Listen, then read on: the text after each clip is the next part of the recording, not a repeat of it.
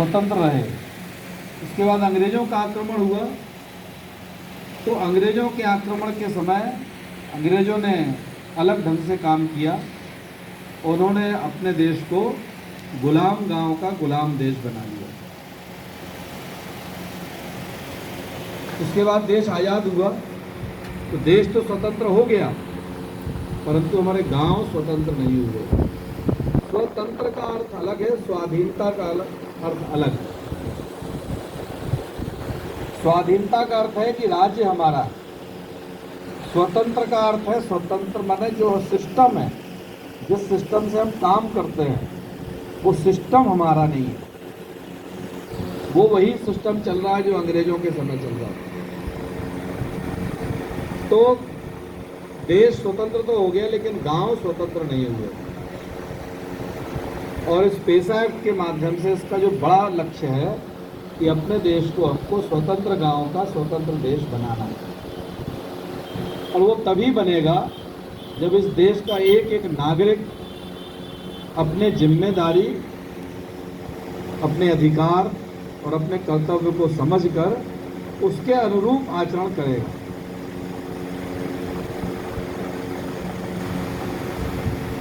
अंग्रेजों के समय में भी अंग्रेजों को एक हमारा जो जनजाति क्षेत्र था उन्होंने अंदर प्रवेश नहीं करने दिया, उन्होंने उनको घुसने नहीं लिया। और इसलिए उनकी अपनी परंपराएं, उनकी अपनी रीति नीति, उनके अपने जीवन के जीने के तरीके ये अभी भी सुरक्षित है। और इसलिए अंग्रेजों ने उस समय उस क्षेत्र को अलग कर दिया, उन्होंने उसको एक्सक्लूडेड एरिया नाम दे दिया। और वो कोई भी कार्यक्रम करते थे, कोई भी विकास का काम जो करते थे वो उस क्षेत्र में नहीं करते थे। तो वहाँ सड़कें नहीं बनी, वहाँ रेल नहीं गई, वहाँ उद्योग धंधे नहीं लगे।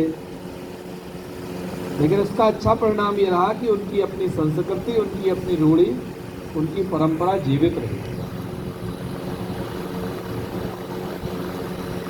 और हम लोग भी सुनते हैं बचपन से पंक्ति कि मिट गए जहां से मिस्र रोम यूना। मिस्र की संस्कृति बहुत प्राचीन थी। मिस्र के पिरामिड आज भी अपन लोग जानते हैं कि वो दुनिया के 7 आश्चर्यों में आते हैं, लेकिन उन पिरामिड को बनाने वाले लोग नहीं। रोम की संस्कृति अपने आप में, रोमन संस्कृति जहां से वो रोमन साम्राज्य चलता था वो खत्म हो गया। यूनान खत्म हो गया जहां से सिकंदर चला था। खत्म हो गया माने क्या खत्म हो गया? लेकिन कुछ बात है कि हस्ती मिटती नहीं हमारी। तो वो कौन सी हस्ती है जो आज तक नहीं मिटी, और उनकी कौन सी हस्ती मिट गई?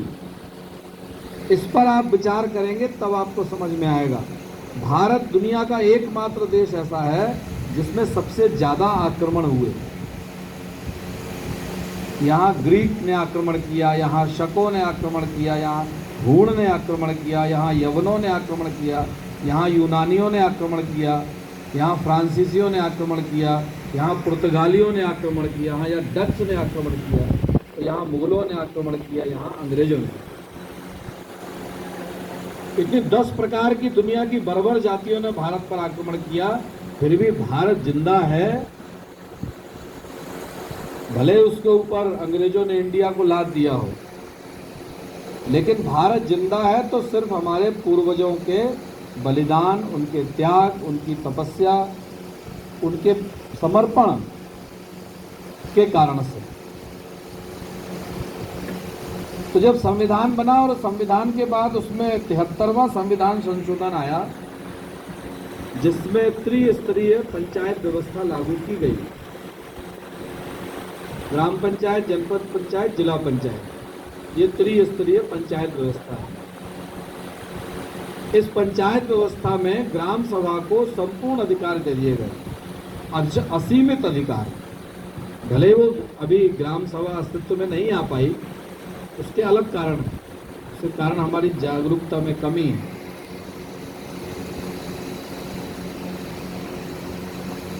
परंतु उसके माध्यम से नीचे तक शासन का हस्तांतरण हुआ, स्वशासन आया, मतलब अपना शासन। परंतु उसी समय उसमें ये लिखा गया उस अधिनियम में कि अनुसूचित क्षेत्रों में यह जस का तस लागू नहीं होगा। उसके लिए कैसे लागू होगा? तो इसके लिए फिर एक अपने यहाँ सांसद थे मध्य प्रदेश में, दिलीप सिंह भूरिया जी, उनकी अध्यक्षता में संसद ने एक समिति बनाई, उसको दिलीप सिंह भूरिया कमेटी कहा गया।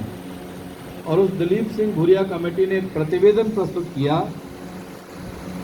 और उस प्रतिवेदन के आधार पर जो वो रिपोर्ट को संसद ने पारित किया उसको बोलते हैं पेशा कानून। पेशा मतलब क्या है? पंचायत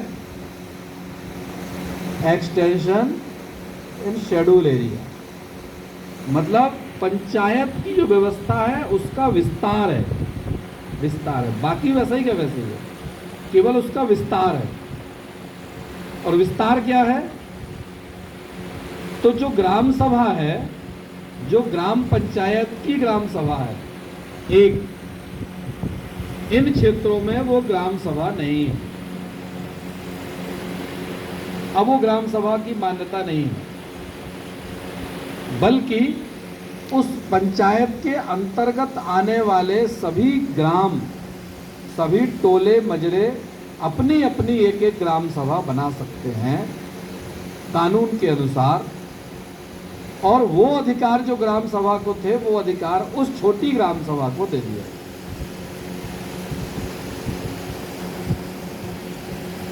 तो मध्य प्रदेश में जब ये 15 नवंबर 2022 को नियम लागू हुए तो आनंद फानन में सरकार ने अभियान चलाकर सभी राजस्व गांव की ग्राम सभा घोषित कर दी। अभियान चला उसको नोटिफिकेशन हो गया। परंतु जिस प्रक्रिया से वो होना चाहिए था, वो उस प्रक्रिया का पालन पूर्णतः नहीं हुआ और इसलिए लोगों को उसका आशय समझ में नहीं आया।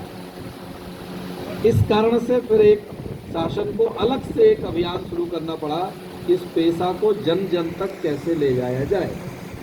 इसके लिए राज्य स्तर पर प्रशिक्षण हुआ, फिर जिला स्तर पर प्रशिक्षण हुआ, फिर अब ये ग्राम पंचायत सेक्टर स्तर पर प्रशिक्षण हो रहा है। इसमें कुछ ग्राम पंचायतों को मिलाकर इसे, और आपको पुस्तक दी गई है, उस पुस्तक में पूरा कानून लिखा है, उसकी पूरी प्रक्रिया लिखी है। उसके बाद एक और पुस्तक आ रही है, ये जो पुस्तक है ये वाली, इसका नाम है पेशा की कामयाबी खुशियों की चाबी। आ गई, छप गई है। हमारे जो CMCLDP के छात्र हैं उनको इस पुस्तक को घर घर पहुंचाने की जिम्मेदारी दी गई। हर गांव में 30 लोगों को, वो उनका असाइनमेंट है, ताकि सही बात सब तक पहुंच सके। नहीं तो अभी सुनी सुनाई बातों पर ज़्यादा हम लोग भरोसा कर लेते हैं और उस कारण से फिर बहुत सारे भ्रम भी पैदा होते हैं। तो इस एक्ट में अभी जो हम लोगों की भूमिका है वो क्या है, ये आपको समझना है और आज के प्रशिक्षण में क्या सीखना है। आज के प्रशिक्षण में केवल एक बात अगर आप सीख गए तो हम प्रशिक्षण सफल हो जाएगा, और वो बात है कि कैसे एक टोले की ग्राम सभा बनाना है, क्योंकि इसमें टोले की भी ग्राम सभा बनाएंगे। और जितने पेशा मोबिलाइजर्स हैं उन सबसे निवेदन है कि अगर आपको आगे जाना है, इस प्रक्रिया को मजबूत करना है, तो आप अपने ग्राम पंचायत में कम से कम एक टोले की ग्राम सभा बनाना है, जाकर उसका प्रस्ताव देना है। वो कैसे करना है वो मैं आपको बता रहा हूँ। पूरे गांव का नहीं, जैसे ये गांव जहाँ बैठे हैं, हो सकता है इसमें 2, 4, 6 टोले अलग अलग हों, तो तो उन टोले की ग्राम सभा कैसे बनाई जाए, इस पर हम लोगों को आज यहाँ ट्रेनिंग लेना है, प्रशिक्षण देना है। ठीक है, तो पहला काम क्या करना है? पहला काम ये करेंगे कि उस टोले के में जितने भी, यहाँ ध्यान दीजिए, वहाँ मत दीजिए, जितने भी 18 वर्ष के ऊपर के मतदाता हैं वो उस ग्राम सभा के सदस्य हैं।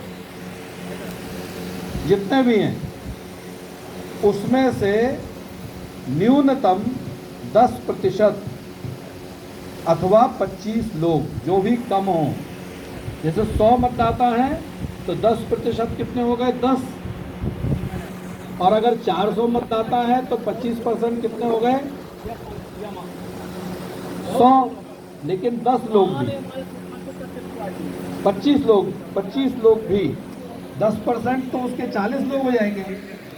लेकिन 25 लोग भी मिलकर एक आवेदन देंगे ग्राम पंचायत के सचिव महोदय को। उस आवेदन में लिखेंगे कि हम फलाने फलाने टोले इस ग्राम और इस ग्राम पंचायत अंतर्गत के लोग अपने गांव में पेशा एक्ट के अंतर्गत ग्राम सभा का गठन करना चाहते हैं और इसलिए ग्राम सभा गठन करने हेतु कार्रवाई करने की कृपा करें। यह पहला काम है। और ये गांव के लिए नहीं, गांव में सब जगह बन गई, टोले के लिए।